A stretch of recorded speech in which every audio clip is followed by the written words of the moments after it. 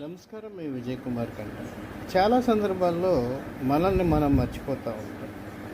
మనలో ఉన్న లోటుపాట్లేంటి, మనం ఎలా ప్రవర్తిస్తున్నాం, మన నాలుకని ఎలా విదులుస్తున్నాం, మనం ఏం చేస్తున్నాం, మన అలవాట్లేంటి, మనం దూరదృష్టితో వ్యవహరిస్తున్నావా, మనకి ఒక దార్శనికత ఉందా అనే విషయాన్ని మర్చిపోతాం. ఇది మన అని ఎందుకంటున్నానంటే, మీరు కావచ్చు, నేను కావచ్చు, ఎవరిలోనైనా సరే ఉన్నటువంటి కీలకమైనటువంటి లోపం. చెప్పేటందుకే నీతులు ఉన్నాయి, వినేవాడు ఉంటే ఎన్నైనా చెప్తాం అనుకుంటాం.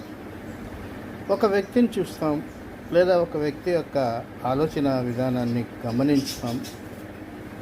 గమనించిన తర్వాత కొన్ని లోటుపాట్లు అతనిలో వెతికి అతన్ని సంస్కరించాలని ప్రయత్నం చేస్తాం. అసలు అతన్ని సంస్కరించటం ఏంటి? సామాజిక అనుభవాలు అతనిలో ఒక మార్పు తీసుకొస్తాయి. చాలా సంగతులు గమనించినప్పుడు అసలు మనల్ని మనం మర్చిపోతున్నాం, మన లోటుపాట్లను గుర్తించడం. ఎదుటి వారిని సంస్కరించే ప్రయత్నం కన్నా మనల్ని మనం సంస్కరించుకోవాలి. ఎందుకంటే మనం బాగుపడినప్పుడే దేశం బాగుపడుతుంది. దేశం యొక్క పరిస్థితులను బట్టి, దేశంలో ఎలాంటి పరిస్థితులు ఉన్నాయి, దేశంలో లౌకికవాద ప్రజాతంత్ర రాజ్యం ఉందా, లేదా దేశంలో యుద్ధ వాతావరణం ఎందుకు వచ్చింది, ఉగ్రవాద శక్తులు ఎందుకు మన మీద తిరగబడుతున్నాయి, వాటిని ఎట్లా ఇచ్చేయాలనే ఆలోచన ప్రతి ఒక్కరు చేయాలి.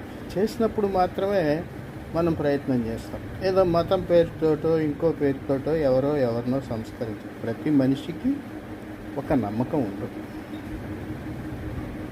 ప్రతి మనిషికి ఒక ఆలోచన ఉంటుంది.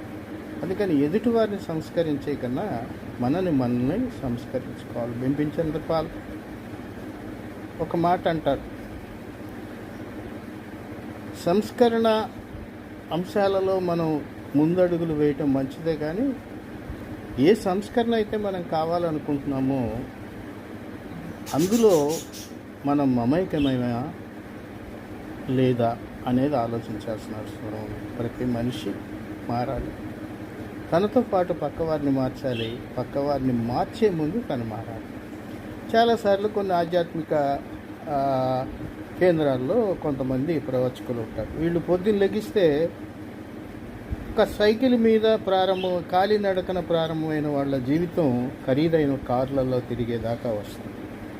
వీళ్ళు ఈ ప్రవచనం వినేవాళ్ళతో అంటుంటారు, మీరు మారాలి, మీరు ఇంకా ఎదగాలి, మీరు ఇంకా చెయ్యాలని. ఎలా ఎదగాలి? నువ్వు